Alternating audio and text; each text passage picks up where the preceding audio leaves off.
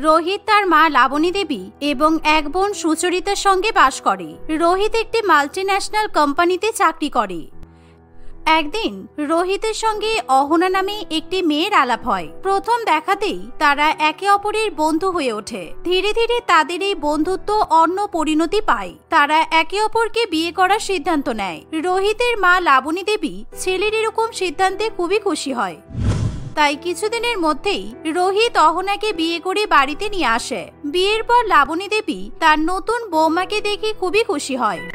এই তো আমার বৌমা এবার বাড়িতে চলে এসেছে, আমার আর কোনো চিন্তা নেই। অনেকদিন ধরেই আমি অপেক্ষায় বসেছিলাম যে কবে আমার বৌমাটা আসবে আর আমার ঘর একেবারে আলোকিত করে দেবে। হ্যাঁ মা, আমাদের তো বিয়ে হয়ে গেছে আর এবার আমি এসেও গেছি। এবার শুধু দিদির বিয়ে হওয়াটা বাকি। আমরা সবাই মিলে এবার দিদির বিয়ের বন্দোবস্ত করব। কি দিদি, তাই তো?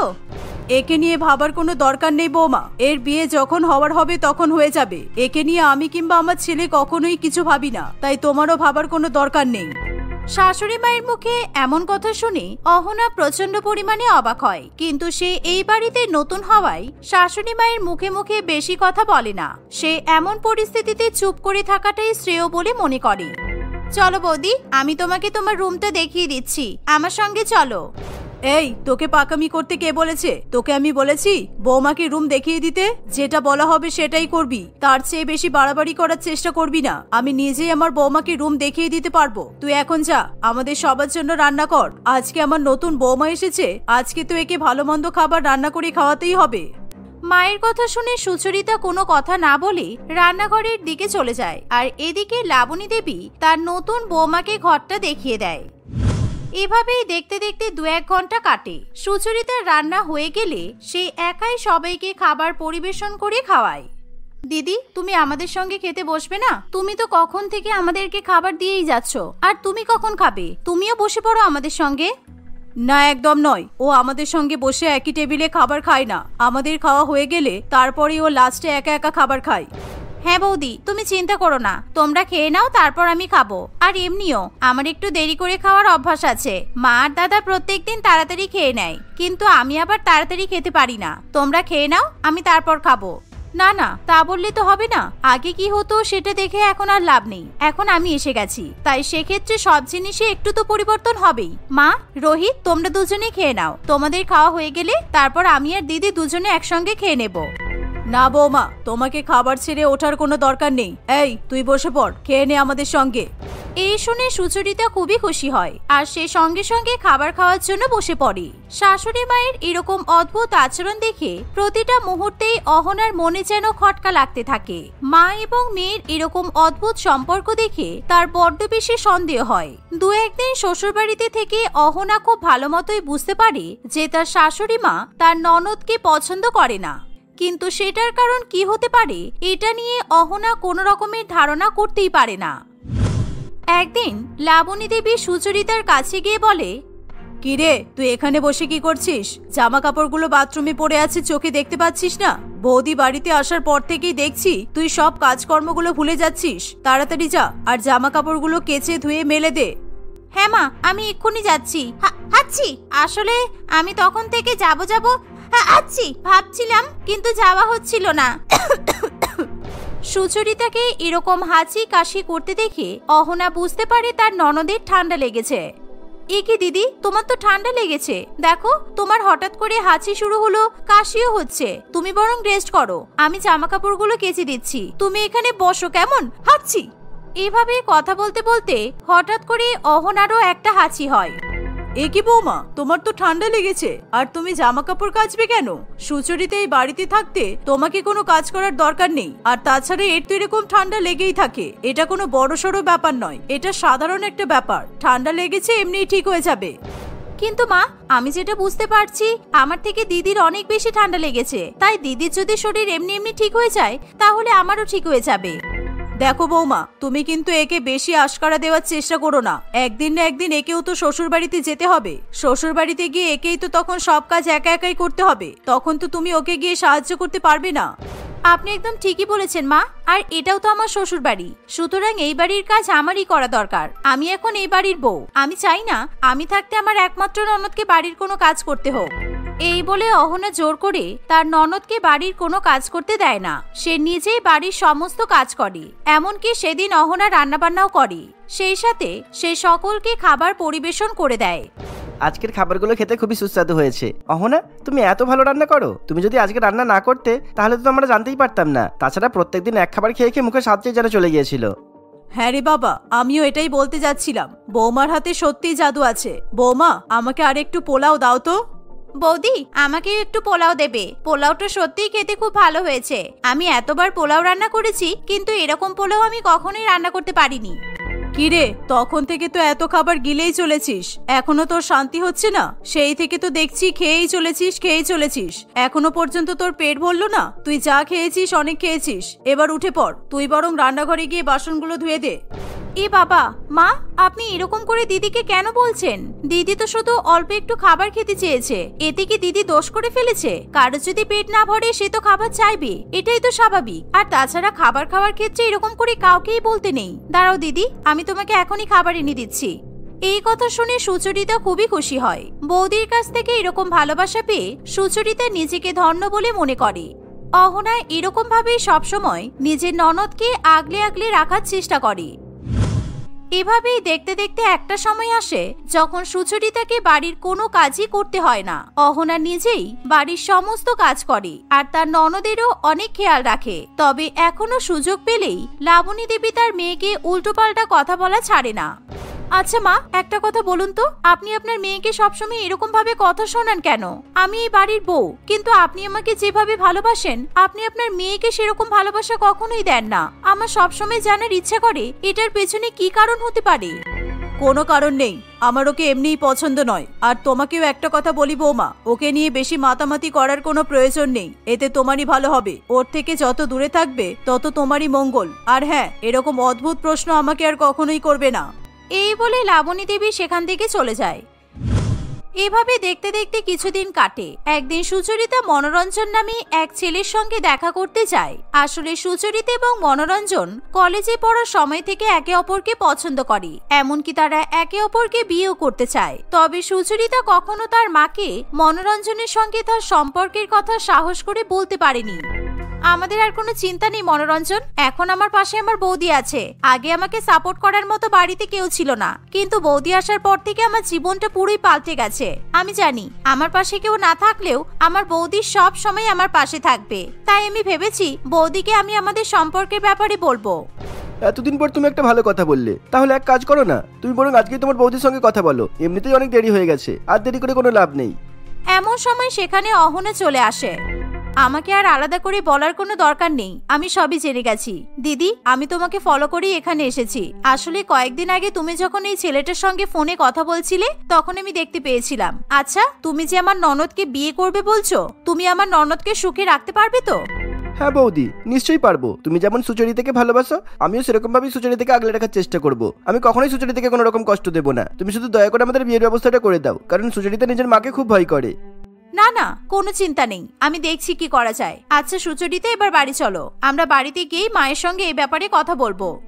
এই বলে অহনা সুচরিতাকে নিয়ে বাড়িতে ফিরে যায়। তারা বাড়িতে যেতেই লাবণী দেবী সুচরিতার উপর প্রচন্ড পরিমাণে রাগ দেখাতে শুরু করে। কিরে মুখপুরি, তুই তাহলে তলে তলে ডুবে ডুবে জল খেয়ে বেড়াচ্ছিস? তোর এত বড় সাহস, তুই লুকিয়ে লুকিয়ে ছেলেদের সঙ্গে দেখা করতে যাচ্ছিস? কোথায় গিয়েছিলিস তুই আজকে? আমাকে বুলটির মা বলল তুই নাকি একটা ছেলের সঙ্গে দেখা করতে গিয়েছিলি। এত সাহস তুই কোথায় পেলি? মায়ের মুখে এমন কথা শুনে সুচরিতা ভয়ের চোটে কাঁদতে শুরু করে। সে তার মায়ের কোনো প্রশ্নের উত্তরই দিতে পারে না। মা, আপনি এরকম ভাবে দিদিকে বকবেন না। দেখুন, আজকাল সব ছেলে মেয়েরাই নিজেদের পছন্দের মানুষকে বিয়ে করছে, এতে তো ভুল কিছু নেই। আপনি দেখুন না, আপনার ছেলে আর আমি একে অপরকে পছন্দ করেই বিয়ে করেছি। কোথায় তখন তো আপনি কোনো বাধা দেননি। তাহলে এখন যখন আপনার নিজের মেয়ে পছন্দ করে বিয়ে করতে চাইছে তখন আপনি আপত্তি করছেন কেন? কে নিজের মেয়ে? এই মেয়েটা আমার নিজের মেয়ে নয়, এ আমার সতীনের মেয়ে। আজকে সত্যি কথা বলার সময় এসে গেছে। আমি আগে থেকেই জানতাম তুই বড় হয়ে তোর মায়ের মতোই হবি। তোর মা যেমন আমার স্বামীকে ফাঁসিয়ে বিয়ে করেছিল, তেমনই তুই অন্য ছেলেকে ফাঁসিয়ে বসে আছিস, তাই তো? লাবণী দেবীর মুখে এমন কথা শুনে অহনা এবং সুচরিতা দুজনেই আকাশ থেকে পড়ে। আজ থেকে 25 বছর আগে লাবণী দেবীর স্বামী কমলকান্ত বাবু নিজের স্ত্রীকে লুকিয়ে রমা নামে এক মহিলাকে বিয়ে করে। বিয়ের 1 বছর পর তাদের জীবনে সুচরিতা আসে। তবে সুচরিতাকে জন্ম দিতে গিয়ে রমা মারা যায়। তখন কমলকান্ত বাবু সুচরিতার সমস্ত দায়িত্ব লাবণী দেবীর কাঁধে তুলে দেয়। অনিচ্ছা থাকা সত্ত্বেও লাবণী দেবী সুচরিতাকে নিজের মেয়ের পরিচয় দেয়। তার ঠিক 1 বছরের পরই লাবণী দেবী রোহিতের জন্ম দেয়। আর দুর্ভাগ্যবশত তার 2-4 বছরের মধ্যেই কমলকান্ত বাবুও মারা যায়। আর সেই কারণেই লাবণী দেবী সুচরিতাকে অপয়া বলে মনে করে। সে এখনো পর্যন্ত সুচরিতাকে নিজের মেয়ে বলে মেনে নিতে পারে না। নিজের আসল পরিচয় জানার পর সুচরিতা প্রচন্ড পরিমাণে কান্নাকাটি করতে থাকে। আমি আজকে বুঝতে পারলাম আপনি দিদিকে কেন এতটা ঘৃণা করেন। আচ্ছা মা, আপনি যে দিদির সৎ মা এটা তো দিদি কখনোই জানতো না। দিদি আপনাকে নিজের মা বলেই মনে করে এসেছে।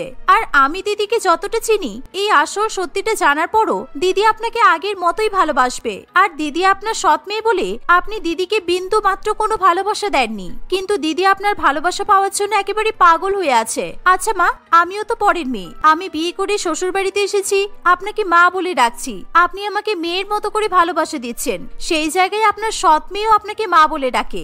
আপনি কি ওকেও একটু ভালোবাসা দিতে পারেন না? আর তাছাড়া আপনার জীবনে যা কিছু ঘটেছে এতে তো দিদির কোনো দোষ নেই।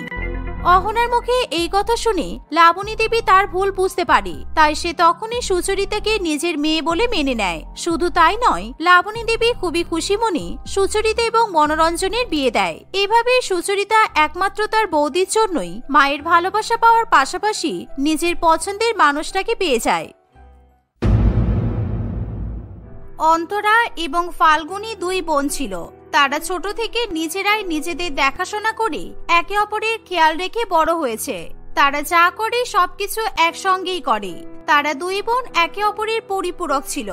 অন্তরা ফাল্গুনীকে ছাড়া কোনো কাজ করতে চায় না, আর ফাল্গুনীও তার দিদিকে ছাড়া কোনো কিছু করা তো দূরের কথা, তার সঙ্গে ভাগ না করে একটা লজেন্সও খেতে চায় না। সবকিছু ঠিকঠাকই চলতে থাকে, কিন্তু হঠাৎই অর্থের অভাব মেটানোর জন্য তারা এমন কাজ করা শুরু করে যেটার কারণে তাদের জীবন একেবারে পাল্টে যায়। তোর মাথা থেকে যে এরকম একটা সাংঘাতিক বুদ্ধি আসবে সেটা আমি স্বপ্নেও ভাবিনি। এই লোকগুলোকে বোকা বানানো এতই সোজা যে আমি যদি কালকে রবার্টকে গিয়ে বলি ওর পুরো প্রপার্টি আমার নামে লিখে দিতে, ও তাও দিয়ে দেবে। এসব করিস না, আমাদের জীবন চলে যাবে। এতটা পরিমাণে অর্থ নিলেই যথেষ্ট হবে, কাউকে পুরো ভিখারি করে তো লাভ নেই। আর তাছাড়াও বেশি টাকার লোভ করে এখানে বেশি দিন সময় কাটানোটা কিন্তু সমস্যা সৃষ্টি করতে পারে। আমি যতটা পারছি নিচ্ছি, আর তুইও যতটা পারবি তাড়াতাড়ি ওর থেকে ডিভোর্সটা নিয়ে নে। তারপরে 2 বোন মিলে ওর থেকে ভালো রকমের টাকা পয়সা নিয়ে একেবারে অন্য দেশে অন্য শহরে চলে যাব। এই দেশে কিন্তু পুলিশ প্রচন্ড তৎপর। চালে একটা ভুল করা মানে আমাদের এখান থেকে বেরোনো খুব মুশকিল হয়ে যাবে। যা করতে হবে খুব সাবধানে করতে হবে কিন্তু। চল এবার আমাদের দুজনকে একসঙ্গে বসে গল্প করতে যদি কেউ দেখে নেয় তাহলে কিন্তু সমস্যা হবে। আসলে তারা 2 বোন দেশে বিদেশে শহরে শহরে ঘুরে লোক ঠকানোর কাজ করত। প্রথমে যে কোনো একজন বোন তাদের পছন্দ করা কোনো একজন ধনী ব্যক্তিকে নিজেদের ভালোবাসার জালে ফাঁসিয়ে তাকে বিয়ে করত। তার থেকে যতটা সম্ভব জিনিসপত্র টাকা পয়সা আদায় করার চেষ্টা করত। তারপর অন্য আরেকজন বোন সেই লোকটাকে বোকা বানিয়ে নিজের দিদি বা বোনের সতীন হয়ে সেই লোকটার সঙ্গে তার বাড়িতে থাকতে আসতো। এভাবে 2 বোন ওই ধনী ব্যক্তির থেকে যথেষ্ট পরিমাণে টাকা পয়সা নিয়ে তাকে ডিভোর্স দিয়ে অন্য শহর বা অন্য দেশে পাড়ি দিত। এই সমস্ত কাজ করতে করতে তারা এই দেশেও চলে আসে। কতদিন পরে নিজের দেশে ফিরলাম বলতো, কি যে আনন্দ হচ্ছে কি বলবো। এবার এখানে থেকে কয়েকদিন বিশ্রাম নেব, কি বলিস? তোর কি মাথাটা খারাপ হয়ে গেছে? বিশ্রাম কেন নিবি? যেই কাজটা করতে এসেছিস সেটা আগে করবি। আমরা তো এখানে নিজেদের দেশের বাড়িতে থাকতে আসিনি। এত কষ্ট করে এই লোকটার ব্যাপারে খোঁজ নিয়ে এখানে এলাম, আর এখানে এসে তুই বিশ্রাম করবি? আমি তো বিশ্রামই করব, প্রথম কাজটা তো তুই করবি। তুই আগে বিয়েটা কর, তারপর তো আমি তো সতীন হয়ে বাড়িতে যাব। সেটার জন্য আগে ওই লোকটার সঙ্গে দেখা তো করতে হবে। দেখা করার জন্য আগে বন্ধু বানাতে হবে। সোশ্যাল মিডিয়া খুলে দেখ তো ওই লোকটা সোশ্যাল মিডিয়াতে আছে কিনা। একটা জায়গা থেকে আরেকটা জায়গায় যেতে না যেতেই তোর একেবারে কাজ করা শুরু হয়ে যায়। আমি এখন কিছু করতে পারবো না। এখন আমি আরাম করে 2-3 দিন শুধু বিশ্রাম করব। ততদিন না হয় তুই ওই লোকটার সঙ্গে ভালো করে গল্প করে ফ্রেন্ডশিপ করে নে। কখনো তো তুইও স্ত্রী হতে পারিস দিদি। সবসময় আমাকে দিয়ে এই কঠিন কাজটা কেন করাস বলতো? স্ত্রী হওয়া মানে প্রচুর দায়িত্ব পালন করা। ওসব আমার কাজ নয় বোন। এই নে, সোশ্যাল মিডিয়াতে লোকটাকে খুঁজে পেয়ে গেছি। আমি গিয়ে বিশ্রাম করছি, তুই এবার গল্প শুরু কর, কেমন? এই বলে অন্তরা সেখান থেকে চলে যায়। আর ফাল্গুনী সেই উল্লিখিত লোক অর্থাৎ সমরেশের সঙ্গে কথা বলতে শুরু করে। প্রথমে মেসেজে কথা বলা, তারপর ফোনে গল্প করা, আর তারপরে সমরেশ এবং ফাল্গুনী প্রথমবার একে অপরের সঙ্গে দেখা করার জন্য প্রস্তুত হয়ে পড়ে। সমরেশ একজন প্রচন্ড বিখ্যাত শিল্পপতি ব্যবসায়ী ছিল। সে প্রচুর সম্পত্তির মালিক ছিল। শহরে যে তার নামে কতগুলো শপিং মল এবং শাড়ি বানানোর কারখানা আছে তা গুনতে গেলে একটা মানুষের হাতে পায়ের আঙুলও কম পড়ে যাবে। সেদিন ফাল্গুনী খুব সুন্দরভাবে সেজে গুজে সমরেশের সঙ্গে দেখা করতে যায়। ফাল্গুনীকে দেখে সমরেশ কিছুতেই চোখ ফেরাতে পারে না। আপনি সত্যি দেখতে খুব সুন্দর। সোশ্যাল মিডিয়াতে আপনার ছবি দেখে ভেবেছিলাম হয়তো মেকআপ বা ফিল্টার হবে, তাই হয়তো আপনি কত সুন্দর দেখতে লাগে। সামনে থেকে হয়তো আপনি একেবারে অন্যরকম দেখতে হবেন, কিন্তু আপনাকে সামনে থেকে দেখে আমার ভুল ভেঙে গেছে। আমিও সামনে থেকে আপনাকে দেখে একেবারে চিনতে পারিনি। সোশ্যাল মিডিয়ায় আপনার যেরকম ছবি তার থেকে আপনি একটু অন্যরকমই দেখতে। আমি অন্যরকম দেখতে নয়, সোশ্যাল মিডিয়াতে ওগুলো আমারই ছবি। শুধু তফাৎ একটাই, ওই ছবিগুলোতে আমার দাঁড়িয়ে আছে, কিন্তু কয়েকদিন আগে আমি সেসব কেটে ফেলেছি। এভাবে তারা একে অপরের সঙ্গে গল্প করতে থাকে। দেখতে দেখতে তাদের এই দেখা করাটা একেবারে অভ্যাসে গিয়ে দাঁড়ায়। ধীরে ধীরে সমরেশ ফাল্গুনীকে খুবই পছন্দ করতে শুরু করে এবং তার কাছে বিয়ের প্রস্তাব দেয়। ফাল্গুনী বিয়েতে রাজি হয়ে গেলে কয়েকদিনের মধ্যে সমরেশ এবং ফাল্গুনীর বিয়ে হয়ে যায়। বিয়ের পরেই শুরু হয় আসল সমস্যা। ফাল্গুনী একেবারে পাল্টে যায়। সে আর আগের মতো ভালোভাবে সমরেশের সঙ্গে কথা বলে না। সমরেশকে নিজের স্বামী ভাবা তো দূরের কথা, সে নিজের বন্ধুও মনে করে না। তুমি এরকম ভাবে পাল্টে যাবে আমি স্বপ্নেও ভাবিনি। আমাদের বিয়ে করে এখন 1 মাসও হয়নি, আর এখনই তুমি আমার সাথে এরকম ব্যবহার করছো। তোমার কাছে আমি কতবার একটা হীরের হার আর একটা বড় গাড়ি চাইলাম বলো তো? তুমি সেগুলো কি আমাকে দিয়েছো? তুমি তোমার স্ত্রীর কথা শুনবে না, আর তোমার স্ত্রী তোমার সব কথা শুনে চলবে? এটা হয় কখনো? এখন আমাদের ব্যবসায় একটু টানাটানি চলছে। এখন একসাথে এতগুলো টাকা বের করা আমার পক্ষে খুব সমস্যা হবে, তাই আর কি। তাহলে যাও, তুমি অফিসে গিয়ে দিন কাটাও। আমার সঙ্গে আর কথা বলতে আসতে হবে না। ধনী লোকের এরকম কিপটে হয় জানলে আমি কোনো গরিব ভিখারিকেই বিয়ে করতাম। আমি তো তোমাকে ওই জিনিসগুলো কিনে দেবো বলেছি, শুধু একটু অপেক্ষা করতে বলছি। এই যা, তুমি আমার সাথে এমন ব্যবহার করো না ফাল্গুনী। আমি তোমাকে বড্ড ভালোবাসি, তোমার থেকে এরকম ব্যবহার আমি নিতে পারছি না। শুকনো কথায় ছিঁড়ে ভেজে না, বুঝলে? আমি তোমার সংসারের জন্য এত কিছু করব আর তার বদলে আমি কিছু পাবো না, এরকম কি বেশি দিন চলতে পারে? এভাবেই ফাল্গুনী সমরেশকে প্রচন্ড ভাবে বিরক্ত করতে থাকে। একটা জিনিস পাওয়ার পরেই সে আর একটা জিনিসের আবদার করে বসে। যদিও এগুলো ফাল্গুনীর অভিনয় ছিল, কিন্তু তাও কখনো কখনো সমরেশকে কষ্ট দিতে ফাল্গুনীর নিজেরও যেন কষ্ট হয়। সমরেশ এতই ভালো এবং এতটাই যত্নশীল ছিল যে ফাল্গুনী নিজেই কখন যে সমরেশকে সত্যি সত্যি ভালোবেসে ফেলে সে নিজেও বুঝতে পারে না। তাদের বিয়ের বেশ 1 মাস মতো হয়ে গেলে ফাল্গুনী না চেয়েও সমরেশের সঙ্গে খারাপ ব্যবহার করতে থাকে। সমরেশ বুঝে উঠতে পারে না তার সঙ্গে ভুলটা কোথায় হচ্ছে। একদিন সমরেশ একটা কফি শপে বসে কফি খাচ্ছে আর নানান রকমের কথা ভাবছে। এমন সময় অন্তরা সেখানে চলে আসে। আমি অনেকক্ষণ থেকে আপনাকে লক্ষ্য করছি, আপনার কি কিছু হয়েছে? না না, আমার সেরকম কিছুই হয়নি, পারিবারিক ব্যাপার আর কি। আমার আবার একটা বড় দোষ আছে, আমি কখনো আমার নিজের চোখের সামনে কাউকে দুঃখ পেতে দেখতে পারি না, তাই এখানে চলে এলাম। আপনি চাইলে আমাকে বলতে পারেন, আমি আপনার কথা শুনতে রাজি আছি। এখানেই বলবেন নাকি আইসক্রিম খেতে খেতে রাস্তায় ঘুরতে ঘুরতে বলবেন? অন্তরার কথাবার্তা সমরেশের খুবই পছন্দ হয়। অন্তরা যেন ফাল্গুনীর একেবারে উল্টো মেরুতে থাকে। তার মধ্যে টাকা পয়সারও কোনো লোভ নেই, কোনো রকমের অহংকারও নেই। সেদিন সারা রাস্তায় যেখানে যেখানে ঘুরেছে আর যা যা তারা খেয়েছে সবকিছুর জন্য অন্তরা নিজে থেকেই টাকা দিয়েছে।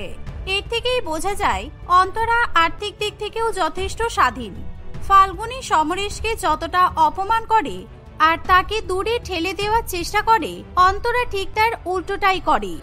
নিজের বাড়িতে যেই সমস্ত জিনিস সমরেশ পায় না সেই সমস্ত মান সম্মান, যত্ন, ভালোবাসা সেই অন্তরার কাছ থেকে পেয়ে তাকে পছন্দ করতে শুরু করে।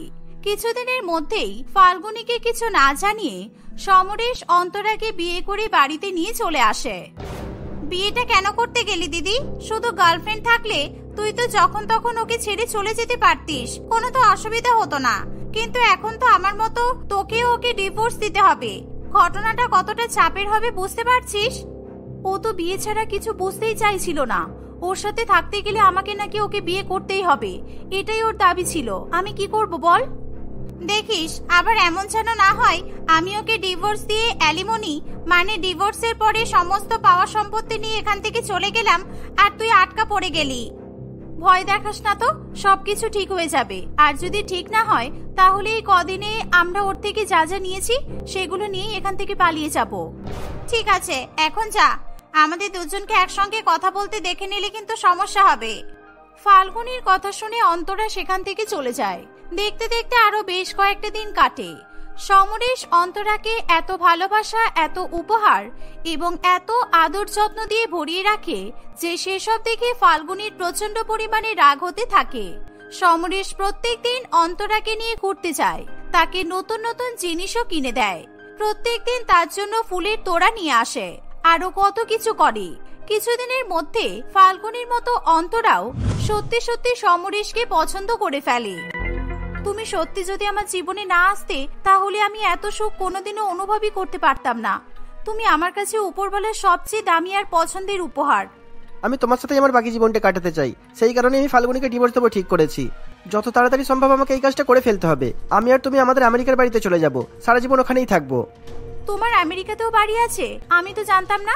সেখানে কি কেউ থাকে নাকি ওটাও তোমার এই দেশের বাকি বাড়িগুলোর মতো এমনিই পড়ে থাকে? ওখানে আমার এক বিদেশি বন্ধু থাকে মাত্র, ভেবেছিলাম ফাল্গুনীকে ওখানে নিয়ে যাব, কিন্তু ওটা যোগ্য নয়।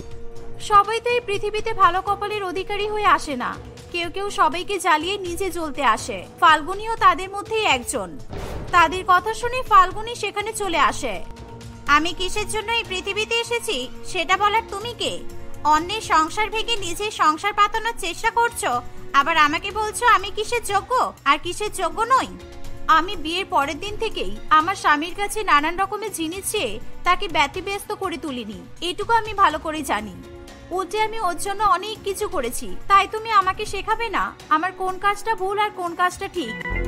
আইসক্রিম, কফি আর ভুট্টা এসব খাইয়ে তোমার কত টাকাই বা খরচ হয়েছে শুনি? 100 টাকা খরচ করে ভালোই তো 100 কোটির মালকিন হয়ে গেছো। 100 কোটির মালকিন হওয়া যখন এতই সোজা, তাহলে তুমিও তো একটু খরচা করতে পারতে। অন্তত তাহলে তোমার স্বামীকে একজন অচেনা মানুষের কাছে তোমার নামে নিন্দা করতে হতো না। সমরেশ অনেক আটকানোর চেষ্টা করে, কিন্তু তারা দুই বোন কিছুতেই সমরেশের কোনো কথা শোনে না।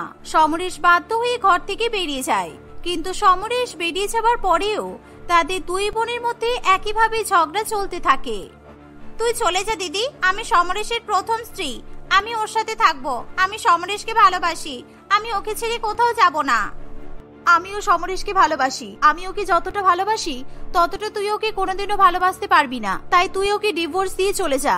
অ্যালিমনিতে তোর যত টাকা লাগে আমি দিয়ে দেব। সমরেশকে তুই ছেড়ে দে।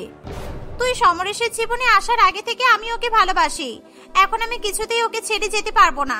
তুই চলে যা, তোর যত টাকা লাগে আমি তোকে দেব। আমি মা হতে চলেছি ফাল্গুনী, আর আমি চাই আমার সন্তান এই পৃথিবীতে ভূমিষ্ঠ হয়ে তার বাবার সান্নিধ্যেই থাকুক, তাই আমি কিছুতেই এখান থেকে যাব না। অন্তরা গর্ভবতী শুনে ফাল্গুনী একেবারে আকাশ থেকে পড়ে। এসব তাদের প্ল্যানে কিছুই ছিল না। এই সমস্ত নানা কারণে তারা দুই বোন নিজেদের মধ্যে একইভাবে ঝগড়া করতে থাকে। হঠাৎই সমরেশ আবার সেখানে ফিরে আসে এবং তার সঙ্গে আরেকজন আসে, যাকে দেখে অন্তরা আর ফাল্গুনী দুজনেই খুবই চিন্তায় পড়ে। চিনতে পারছো তো, এটা তোমাদের প্রাক্তন স্বামী রবার্ট। ওই আমার সেই বন্ধু যে আমেরিকার বাড়িতে থাকে, আর ওই এই বাড়িটা দেখভাল করে। ওকে আমার বিয়ের ছবি দেখাতেই ও আমাকে তোমাদের ব্যাপারে সব বলে দিয়েছিল। তোমরা কি আমার সাথে কেমন ব্যবহার করবে সেটা তোমাদের আগে আমাকে রবার্ট বুঝিয়ে দিয়েছিল। আমি শুধু সঠিক সময়ের অপেক্ষা করছিলাম। এখন তোমার হঠাৎ মনে হলো কেন এটা সঠিক সময়? কারণ এখন আমি বুঝতে পেরে গেছি তোমরা দুজনেই আমাকে ভালোবাসো, আর তোমরা দুজনেই আমার সাথে থাকতে চাও, আর সেগুলো তোমরা নিজেদের মুখে স্বীকার করেছো। আমি ঘরের বাইরে দাঁড়িয়ে তোমাদের সব কথোপকথন রেকর্ড করেছি। একটু পরেই পুলিশ চলে আসবে, তাই এখনই সবকিছু বলে দেওয়াটা আমার সঠিক সময় বলে মনে হলো। তুমি শুনলে আমি গর্ভবতী, তাও তুমি পুলিশ ডাকলে?